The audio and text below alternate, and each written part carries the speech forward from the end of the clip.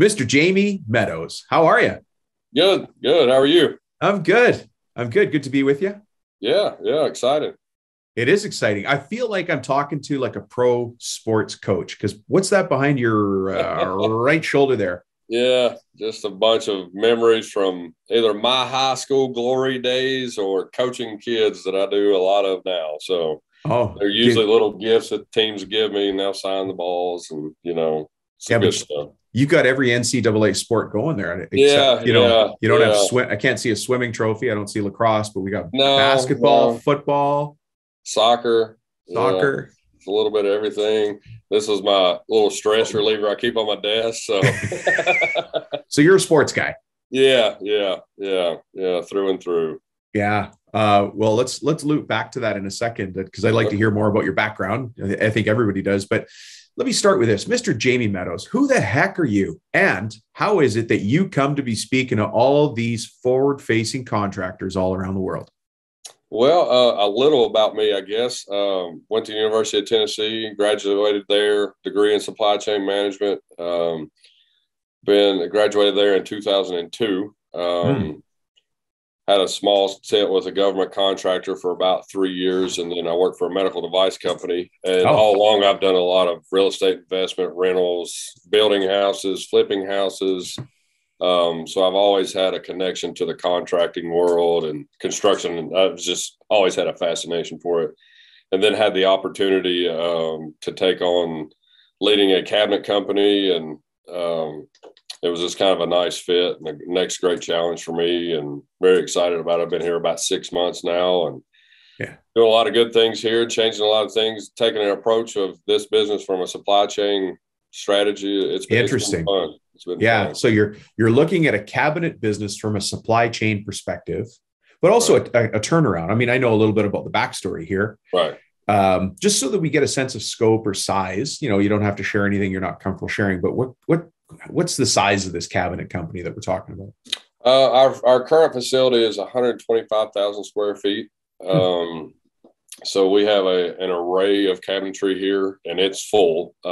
We have inventory coming in weekly of a lot of newer product lines that we've got in house and developing and selling at this point. So, within this Big. facility, we've got our own custom paint lines and a bunch of different options here that we kind of have layered within the company.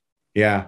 Now the story behind the story, Jamie, is what we're here to talk about today. Today's Right. topic is Absolutely. what not to do as a business owner because you're a turnaround guy. You Right. and I are very similar. I'm a turnaround guy on a fractional basis, but you're in there. You're installed Right. as the turnaround Absolutely. guy inside Absolutely. this company.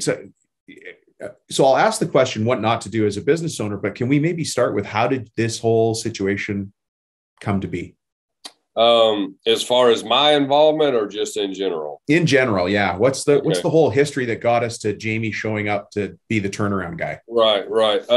Well, so the company had been around for about a decade, I do believe, and it had grown quite well. But the strategy within the business on how to run the business Mm, kind of slipped a little bit. Their lack of understanding supply, the supply chain. Because I'm a firm believer, and obviously I'm a supply chain guy. yeah. The future of this business is how you manage your supply chain, based Mm, on sales history and forecasting and demand planning and all that stuff. And anytime you're dealing with, a lot of our cabinets come from overseas, so it might take 4 or 5 months to get them. right. So a lot of the inventory we have here is, when we talk about what not to do. You have to have a strategy when you're buying, hundreds of thousands of dollars of cabinetry. Yeah. Um, and it didn't appear to be a good plan as far as how to forecast that out. It was more just buy whatever. And we uncover a lot of things almost on a daily basis on things we need to correct and address. And it's fun. It's fun. I think It's fun now. you got to be wired a little crazy to enjoy the turnaround process, but Yeah. it's pretty gratifying too when you see things start to take shape. And I take it very seriously of all of our staff and all of our employees here. Is kind of I was actually talking to an employee yesterday on my job is to make sure you have a job. I'll stay awake at night Nice. Yeah. Making sure I keep you employed and make sure you have a roof over your head and, food to put on the table, because I'm responsible for that. Yeah. So I take the people that work here very seriously on what my job is for them, so whether it's pushing sales or correcting things from the past, a lot of the staff and things that we've had here were here under the previous ownership. I was going to ask if they were there, if there were some original staff. How many, what's your head count right now? I think we're right around 35 now. Okay. We've kind of right-sized that a little bit in the turnaround process. And, I think now we truly have what I call, we joke a lot of times, and it's kind of our tagline that we're Heritage 2.0, and that I have the A team here now. Because everybody here, a lot of them have been here. Like I got a few guys have been here 6, 7, 8, 9 years. So they've seen this business at its peak. Yeah. And a lot of the things I had to discuss with them was a lot of times, they would see product going out the door, how much product's on the shelf, but they never really understood the financial side of it. The numbers. So a lot of times a full warehouse and $100,000 days doesn't mean profitability. And so that's where we really get in and dig through the numbers and the financials and understand, how do we make the business profitable? Because, anybody with a smart background of business understands that total sales out the door doesn't necessarily mean profit. Sales does not mean profitability. They are two different things. We're actually aiming for profitability. Right. But we always talk about sales. We should be talking about. Hey, let's back up for people that don't have the same context that you and I do. What does Heritage Cabinets do? If I found you guys on, like, what do you guys do and how do you fit in the construction marketplace? So primarily we focus on selling to vendors that typically would sell to, we're a wholesaler to our vendors. And typically that's, you go to our customers when somebody walks in off the street, you can buy our products from one of our customers. I see. Now, if you're a bigger developer, or, an investment, professional, or, things like that. Yeah. You're flipping a bunch of houses, or maybe you got a multifamily building and you need to put in 60 new kitchens. Right. And over the past month or so, I've been working with a client, they're building out 650 apartments. And so, we're in that game as well, obviously, because those, they're buying in massive quantities. Yeah. But we basically, we primarily, we do have some domestic suppliers, but most of our stuff is purchased overseas. Mm-hmm. We primarily sell KD, which is knocked down. It's still in the box the way we receive it. And we have a lot of customers that prefer to receive it like that. Or we have a full production line here where we build out the cabinets, ship them directly to the customer, so they receive them built in their stores or to their customers. Built with drawer slides. And absolutely. I call it trinkets and trash. Right. All this, the drawer pulls. Well, and in layman's terms too, we're kind of a mid-market type cabinet company. We don't specialize in particle board cabinets and things that are super cheap. Yeah. But we're also not a custom cabinet manufacturer either. But all of our cabinets are solid wood construction, back, sides, doors. Okay. So it's a good mid-grade, and a lot of our cabinets go in $1 million homes too. They're extremely nice cabinets, and it's all how what you want. Yeah, no, it's all the trim package, and that's good perspective for people listening to understand, because listening to this show, first of all, everybody listening to this show is a business owner. Right. I'm saying that, and they're all giggling to themselves right now. Yeah. But they're all business owners who happen to be in the construction business. So some of them are currently working on multifamily buildings or working on towers, or they are the GC for a large project. And they, there might be, I know that one of the things that we've got is a challenge you're working through is you've got a lot of inventory kicking around. Absolutely. That needs to move. And maybe at the end of the show, we'll give people some information on how to find out if they, if it's the right inventory for them. Right. But so if I'm not sharing too much, you guys bought this thing out of bankruptcy. Absolutely. Yeah. And so not tracking the numbers, not having a plan, even though this is a massive 125,000 square feet, you're the size of a Tesla factory. Yeah. Right. Yeah. So absolutely. Maybe, I don't know how big, they keep getting bigger all the time, but, and sales were good. So from the outside looking at this company, you would have thought they were on fire. You would have thought they were rock stars. Right. But what you came to recognize, or your team came to recognize, is sales did not mean profitability. And that eventually led to the courthouse steps where bankruptcy was their only option. Right.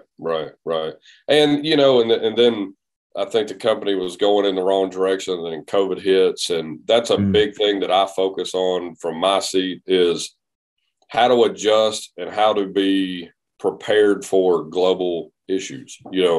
How do you withstand those things, and how do you put yourself in position if A were to happen, what's our execution plan to survive that? If B were to happen, and a lot of that's assumptions or guesses, but some of it's, you've been doing it for 20 plus years. And, obviously in my previous job, I was able to withstand the COVID and everybody being sent home, and, kind of understanding that a little bit.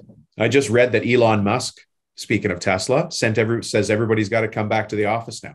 Right. So in construction and in manufacturing, we've been working at the shop or on the job site throughout, but the office staff, or companies that have more of a office staff setup, they sent people home. Well, in Elon Musk's case, he said, no, everybody's got to come back. And if they don't come back, then they've quit. Right. Wow. Right. Yeah. It's time. It's time to get back to work. And I know lots of places, we're not going to get into that side of things. Right. Nor should we, as you've pointed out, should we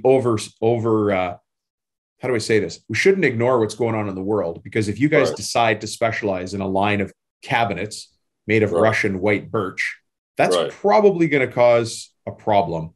Right.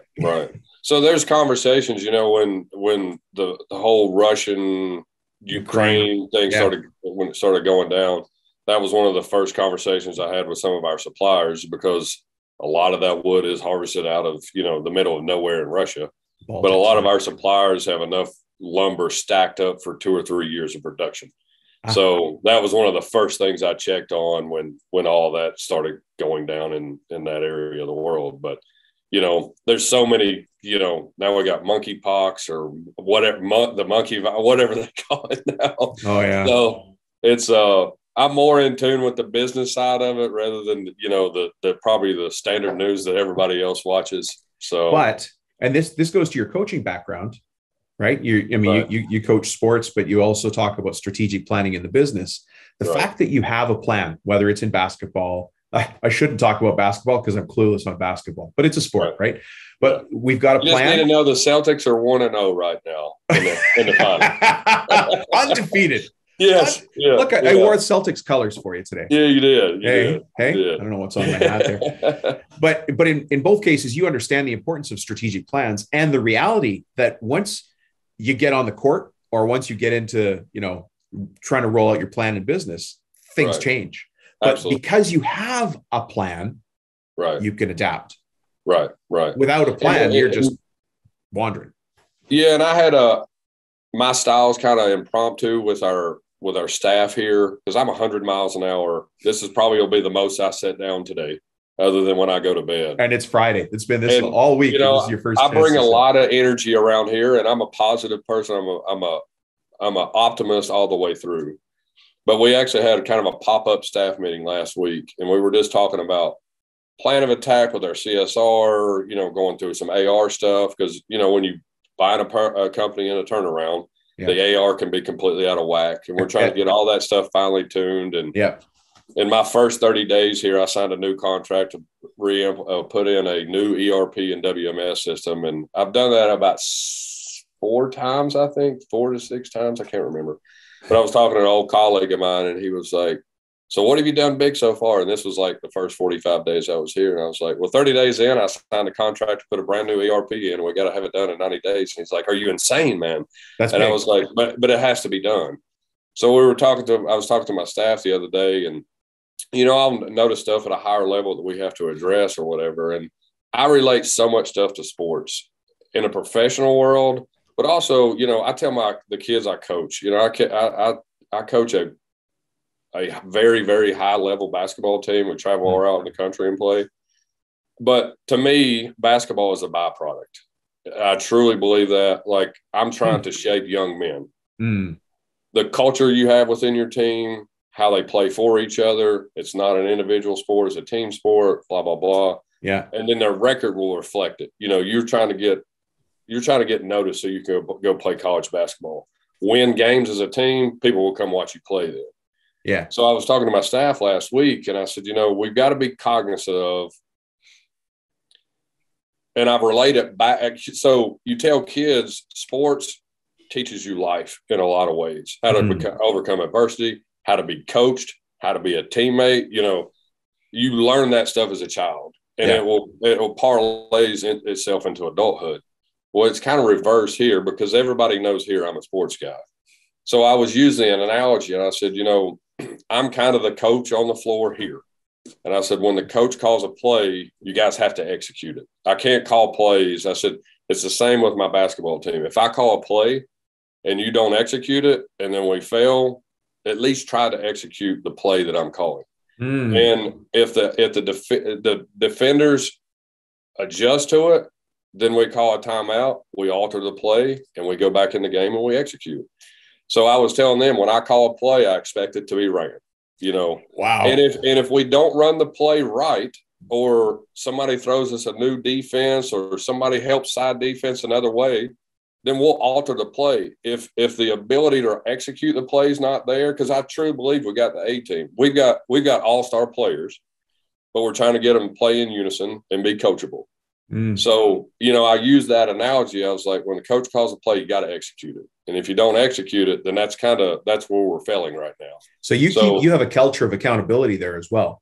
Absolutely. We have to. In a turnaround, you get to where you're kind of slim staffed anyway, as you try to get the company back in the black so you can then reinvest. And because honestly, I probably wear about 10 different hats in my job right now, including podcast guest. Yeah. The other day, just because I do understand, I was unfortunately, it's a negative to a positive. When I was in the 8th grade, 3 days after Christmas, our house burnt down. And so for the next year, my dad and I built it back. And I tell people all the time, from a building standpoint, and I think this is where I get a lot of respect here too, because I have remodeled houses with my own hands. From the breaker box in, I can wire a house, I can plumb a house, I can build. First day I was here, I helped unload a container and palletize it, and then I went over and helped build cabinets because I wanted my staff to understand, like, I'm not just a guy who's the president of the company. I know how to do this stuff too, and I'm willing to get in the trenches with you. But I think, in that adversity when I was a young man, understanding how to build a house and, for him to teach me that stuff has been priceless, and I kind of forget the direction I was going with that comment, but. Well, you were talking about sports and accountability. Right. And it was interesting to me because the people listening, everybody listening to this show is a business owner, tradesman. Right. We all started in the trades, and somehow through some, numerous blows to the skull, we decided we were going to be a business owner. Right. Some crazy reason. Yeah. And then, and now we find ourselves leading teams, but we didn't grow up saying, I want to lead a team. Right. And the challenge quite often becomes, we're a great skilled tradesman. We're very proud of what we do. We can plumb a house faster than anybody else. We can roof, by the square faster than anybody else. And we expect other people to do the same, but they don't have the same motivation. Right. So what I heard from you is the accountability that you bring with a sports analogy. Right. And I loved what you just said there. I made time notes here for my guy to capture what you said and reuse it later when we post this. Is, look, I'm going to call the plays. I expect you to run the play. Right. What happened? And you don't have to get into specifics, but what happened in your company? What was the play you called that didn't get executed? Well, it's not necessarily one thing specific. It's, as I notice things as we're rolling through the financials or the new ERP system and things that have to be addressed, if I send something out and say, hey, I want this knocked out, there's an expectation that we do, and some things it was delayed on getting answers back to me. And I'm running 100 miles an hour trying to carry so many responsibilities and so many hats. Yeah. I can't feel like I have to go back over and over and over going, hey, did you get this done? I see what you mean. Yeah. So you have to be accountable. Yeah. Right. And I try to lead by example. Is I will do anything here. Matter of fact, a few weeks ago, we had a toilet that wasn't working correctly. And I went in there and was going to change it. We got ballast out in the light. And I think just to prove that, a lot of people know how to do certain things. And I think there's the assumption in our culture that assumes if you're a president or CEO of a company, you really don't know what you're doing, at the ground level. So I make a point to prove it. I'll go rewire the ballast in the fluorescent light in the office. Kind of just because I know how to do it. One day I was changing lights. I had a scissor lift and was 30 feet in the air changing a light bulb because my staff was busy and I wanted the light to work. So, Yeah. There's a fine line there. I'm big on leading by example. Right. There's a fine line where you're running the company. And in our, just before we got ready for the show, you were saying to one of your staff, my job is to make sure you have a job. Right. Absolutely. Did I get that quote right? That's absolutely. Yeah. I take that very personal. Let me go back for a second because the people or the audience listening to the show might not have 125,000 square foot facility and the background that you do with supply chain management. I wrote down a couple of terms that you used that I think people are curious about. AR, CSR, ERP, and WMS. And those were different parts of the conversation. Right. AR is accounts receivable. Absolutely. Yes. Right. So you were talking about, collecting on money that's due because of you guys are doing relatively large deals too. So, and cash flow is important in a bankruptcy recovery because you've got a lot of eyes looking on everything you do. Right. And we're trying to invest in large volumes purchasing material to get our inventories back where they need to be. Yeah. And that was one of the failures from the past. Was inventories dropped so low and customers thought we had all this inventory here.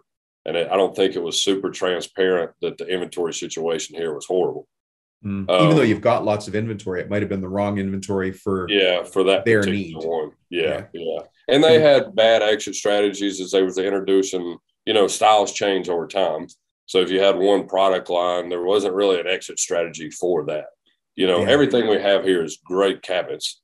But trends change, like right now, white checker cabinets is the hottest thing you're going, and we sell a ton of them and we have a ton of them here. Right. So, from our standpoint, we make huge investments on inventory on the front end and, in hopes to sell it and get it out the door to recoup that cash. And, you got to have quick cash conversions, especially in a turnaround as you're trying to establish your base, to get yourself financially healthy again. So, it's a pressure cooker situation when you're dealing with it in this magnitude. Yeah. And then what's a CSR and ERP? Customer service representative. Okay.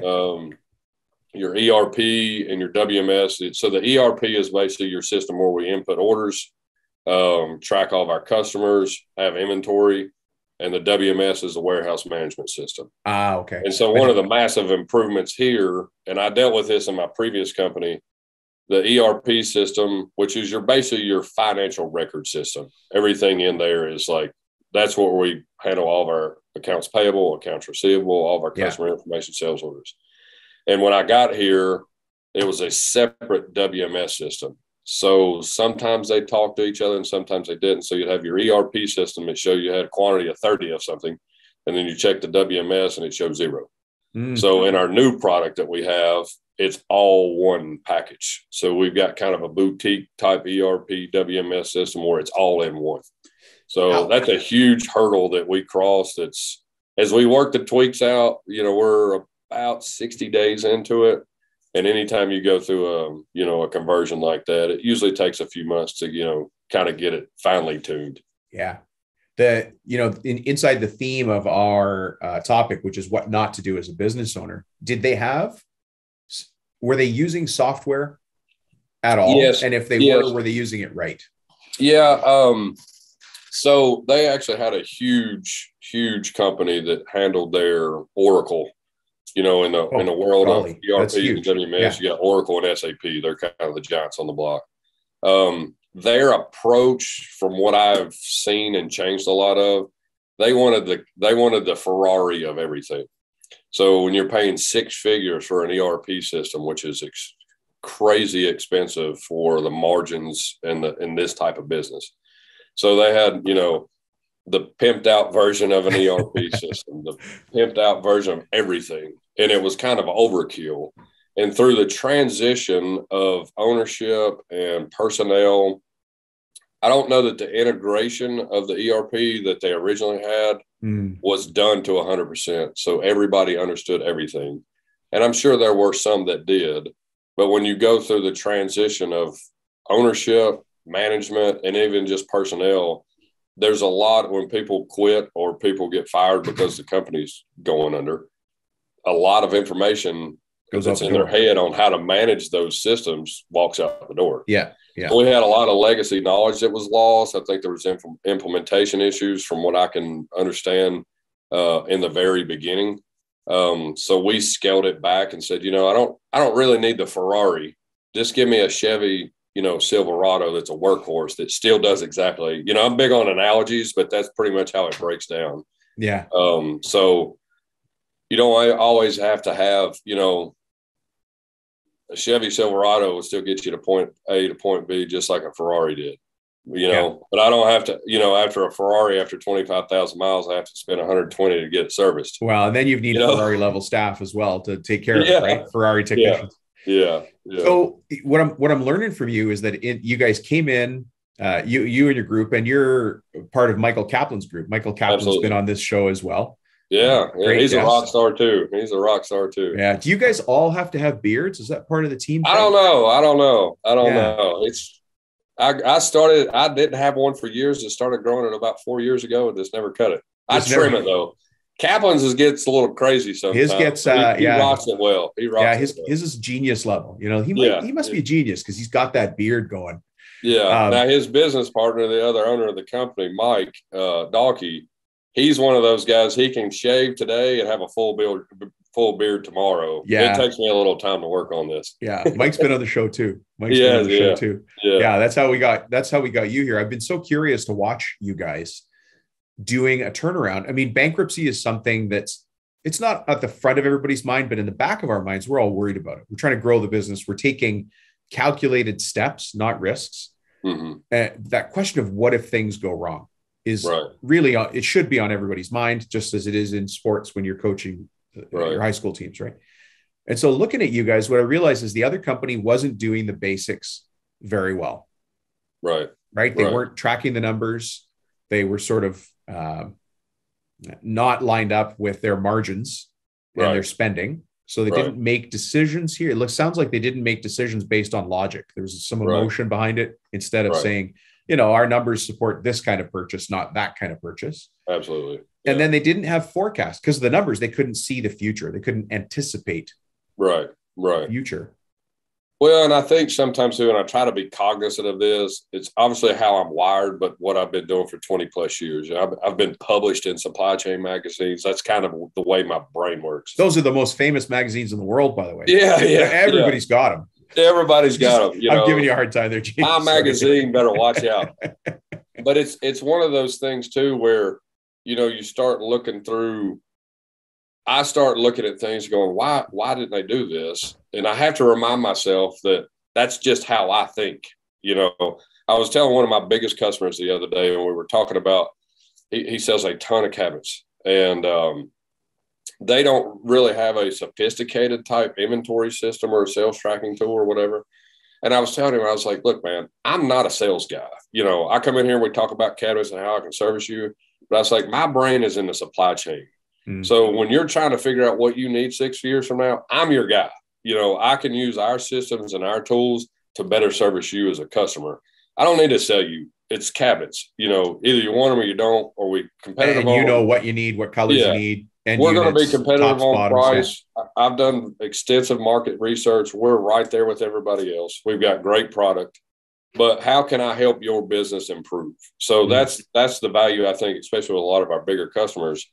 They're trying to understand what do they need 6 years from now or 6 months from now. And I can run reporting on basically, past sales trends, volume usage and all that stuff and provide those reports to my customers.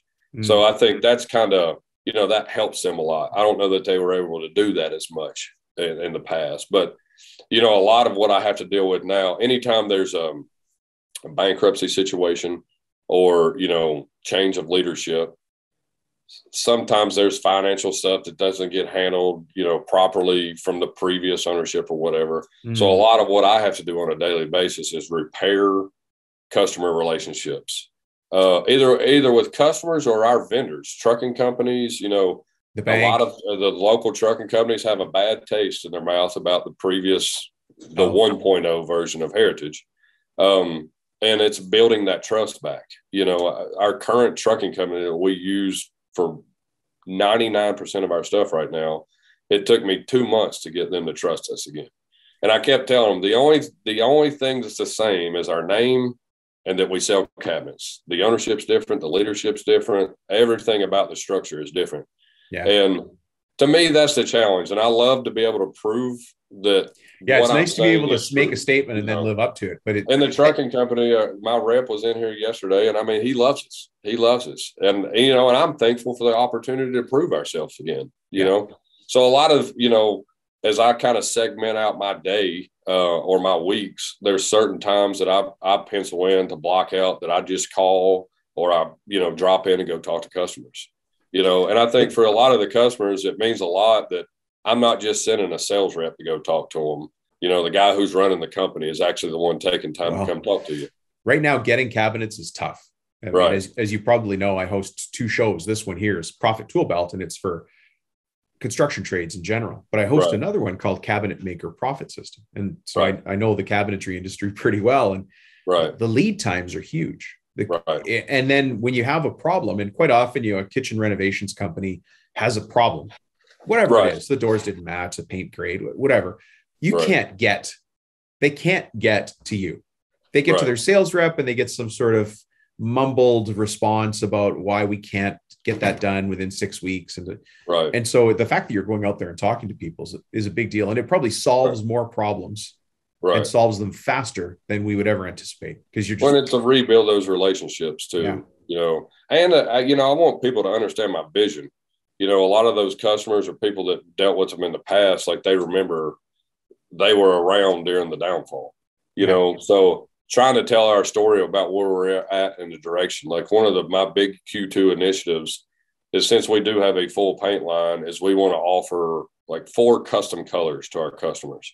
So, you know, like right now, grayish, kind of a grayish green, black, navy, kind of a grayish blue. That's kind of the 4 popular alternatives. You know, you see a lot of houses that have white shaker wall cabinets and they have a blue island. That's one of the things that we're working on right now, to have that initiative and complete by the end of Q2.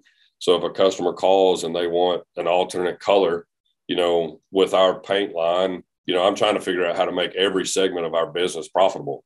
So that can become a revenue generating part of our business versus just a way to touch up cabinets or a way to convert cabinets. It's a direct link to profitability.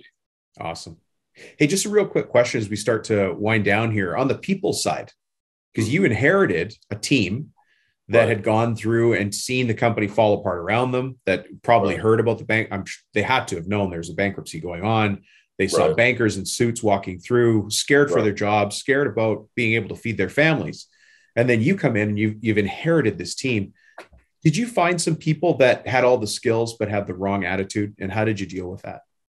Yeah, and that's the big thing that Mike Dalkey and I talked about when I was talking to him about taking the job, was the culture.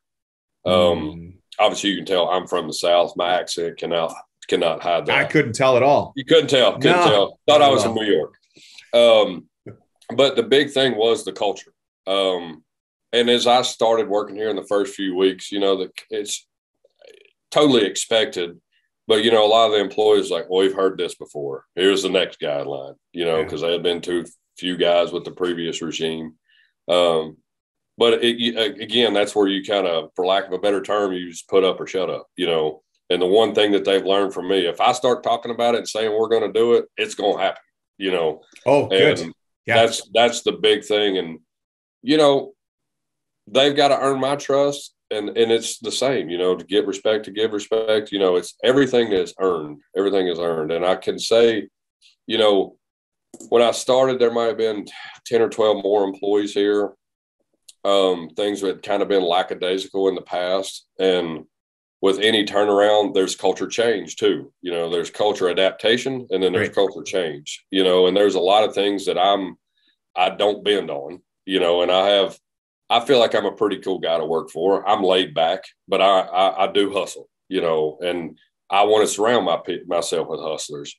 So when we put in what I consider to be pretty standard operating practices about, be here on time, be accountable, Insane. You want people to show up to work right on time. And, so we have to establish a point system. And if you run out of points, you lose your job, so, that's just kind of the things that I think I can't tell you if it was a structured thing 3 years ago, but somewhere in that transition, it kind of got lost. Right. And you'll find, and as most people listening to this probably know exactly what I'm talking about firsthand, people will tend to weed themselves out.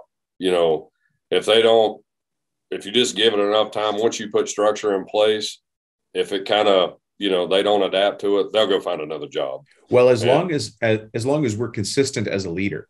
Right. I think the worst thing that we can do is read a book over the weekend, find a great idea, come into the shop or the crew and say, I read this book. This is what we have to do.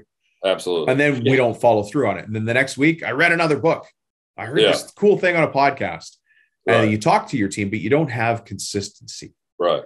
Because if it's not part of your core conscience and how you work, you have to believe it, and it become a routine thing day in and day out. It can't be running a business can't be like a fad.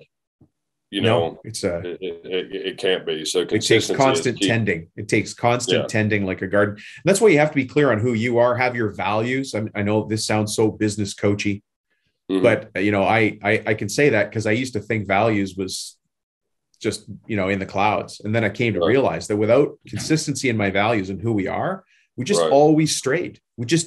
I stood for nothing. They stood for nothing. We just sort of showed up, did our work, and never got the results we wanted. But when we built a team, like your teams, whether you do it or not, for your football team, your basketball team, your soccer team, your baseball teams, I can't tell how many things got back there. But you got to stand for something, right? Like we're going to make it to the championships. We're going to get to state level. We're going to get to regional level. Like you stand for that. And that's what everything works towards. Same if we're building decks. Same if we're an electrical contractor. Right. And, and you learn a lot of stuff over your time doing different things. I've got a plethora of things I've been involved in over time. But, one of the things I can say about my previous boss, I was with him for 17 years. I learned so many great things from him about how to handle people, and Andy was his name. He's kind of like my big brother, and when it was an emotional switch for both of us when I agreed to take this job, but he was extremely happy for me and supported me. But in his core, like he truly, some people say they care about their employees. Some people say it and some people mean it, like he was there the day my twins were born. And if somebody's sick or something, he's all about people first. And, you hope that for the most part, people don't take advantage of, that human side of you. But I hope that everybody here, especially over the 6 months that I've been here, they understand, like, I care about them as people.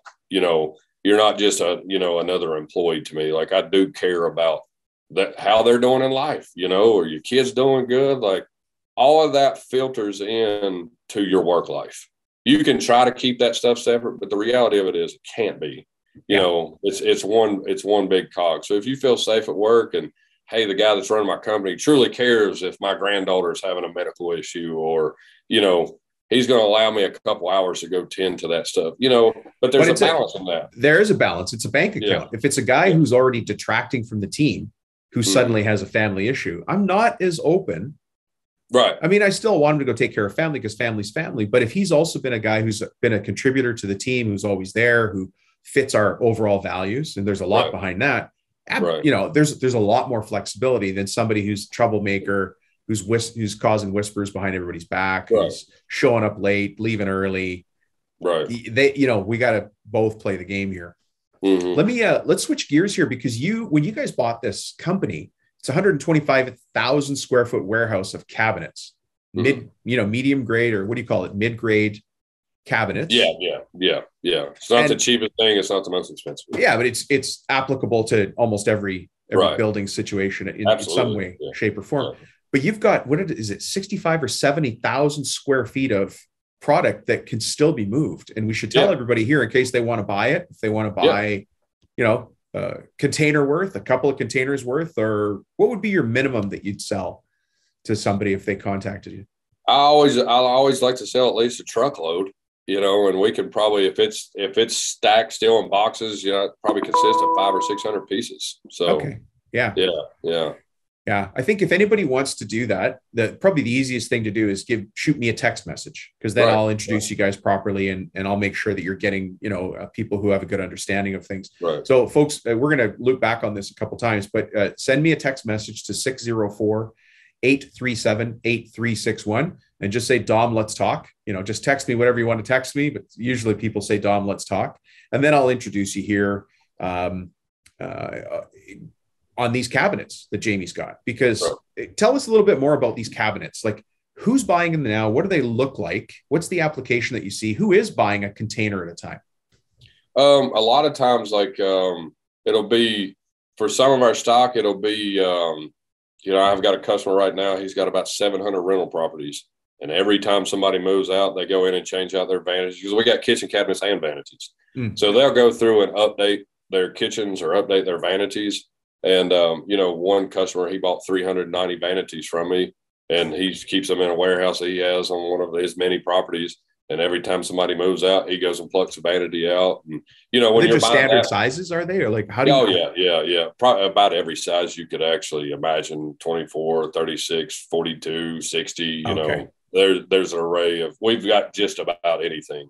But obviously, when you buy that many vanities from me, you get a nice little price on that, and it helps me move large volumes at one time. But we've got in our lines that our most current lines are white shaker, Cumberland gray, and an espresso stain shaker. And then we have Madison white, Madison Cabernet, spice glaze, mocha distress, Norris gray. So we've got a plethora of about 7 or 8 different lines that we have.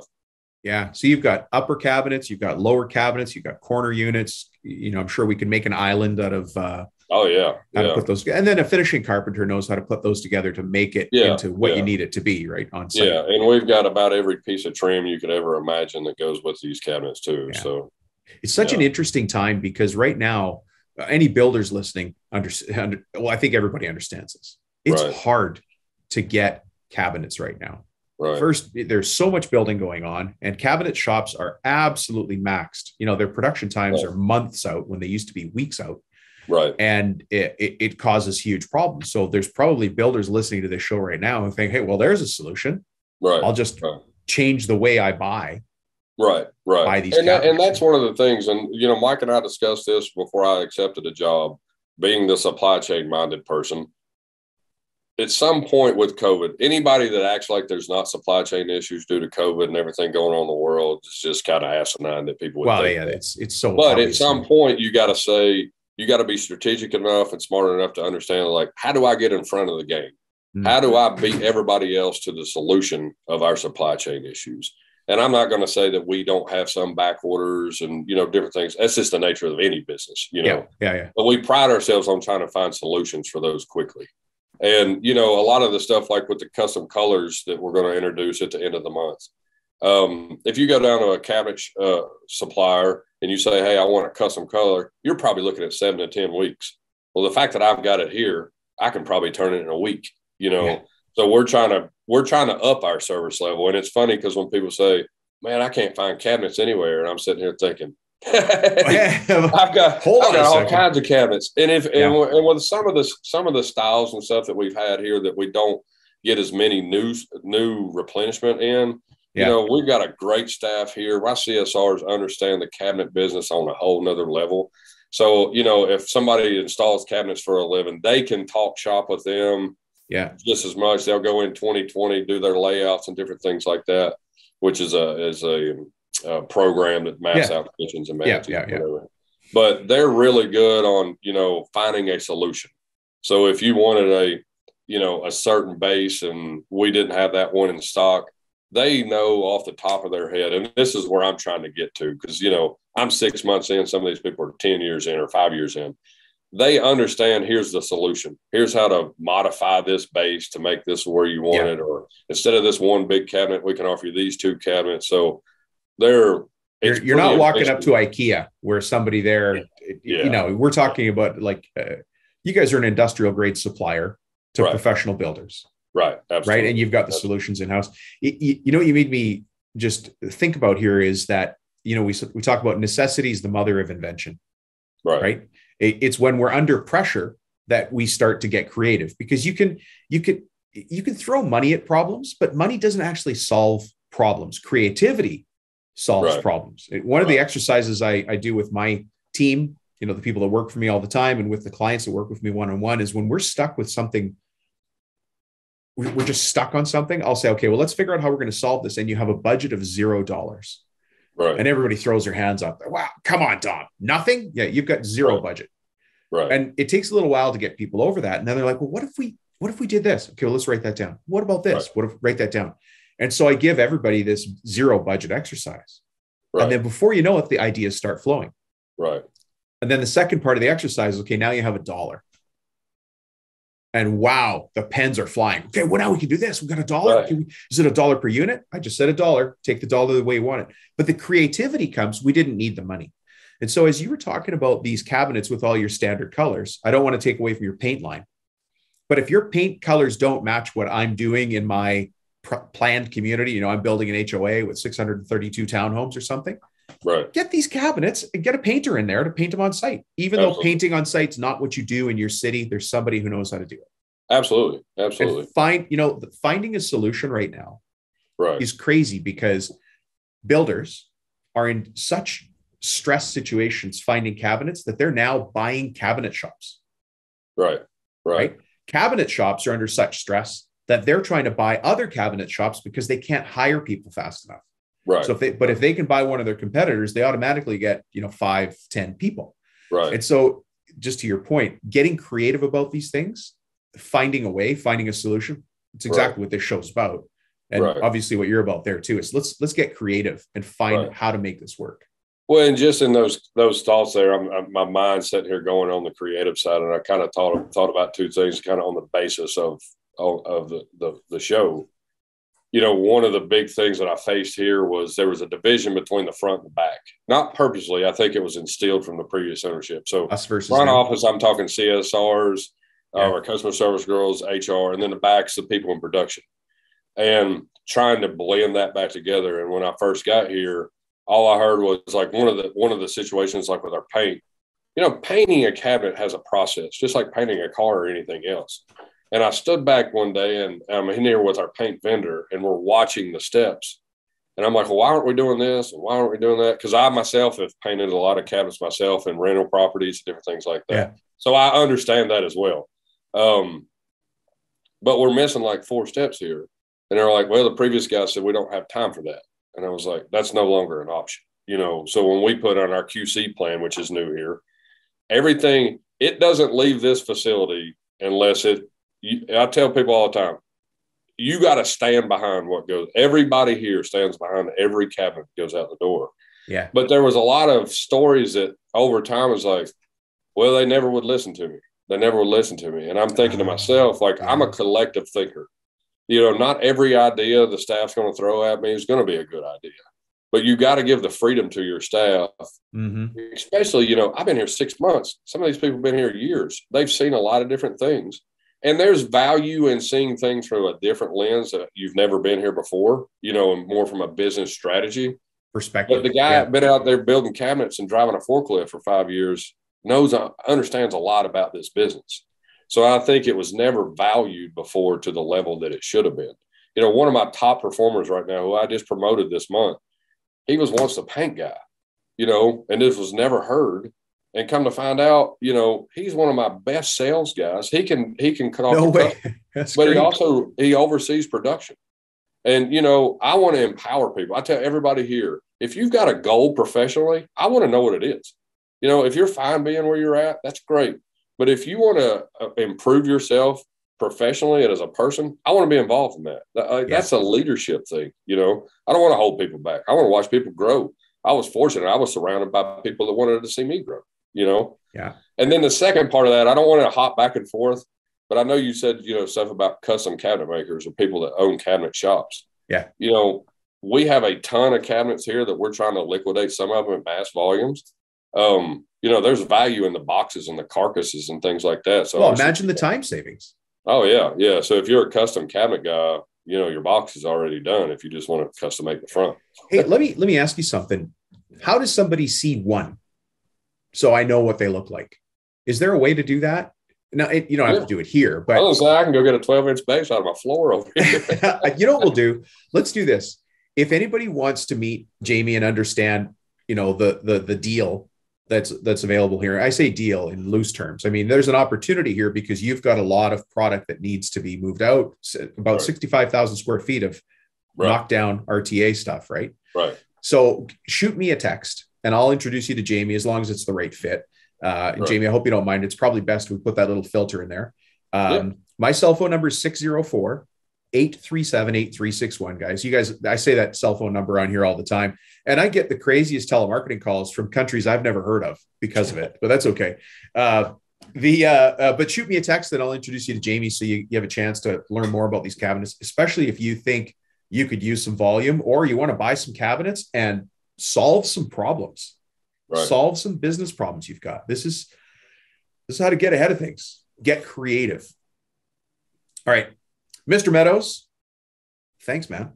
It's been a pleasure. Yeah, I got so many great quotes from you. I just love it. Especially well, but what's interesting is you and I come at this business different than everybody else does, and everybody comes at it different than we do. But I really have enjoyed your sports analogies.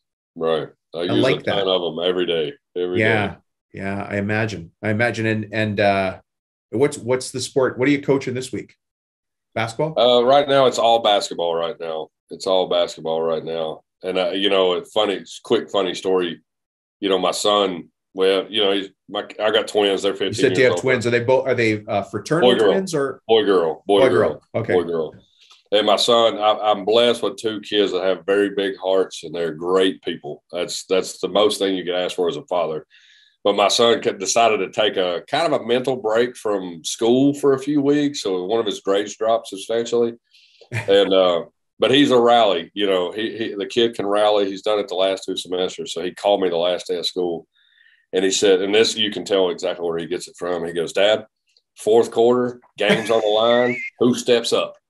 And I was like, what are you talking about? He goes, it's not a C anymore. It's not a C anymore. Oh, good. See, it's the attitude. So I get to turn it around on him that night. I was like, dude, I'm happy for you. But I said, we're all big Celtics fans, and one of the games against, I don't know if it was the Bucks or the Heat or they were playing, and they jumped up like 30 in the first quarter or something.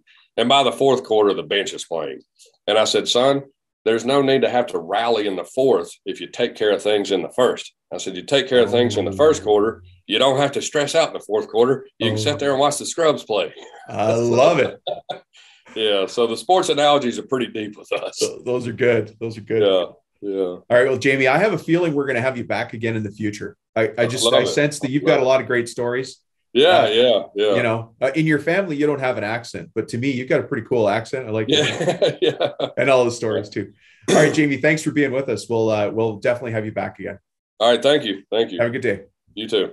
Bye.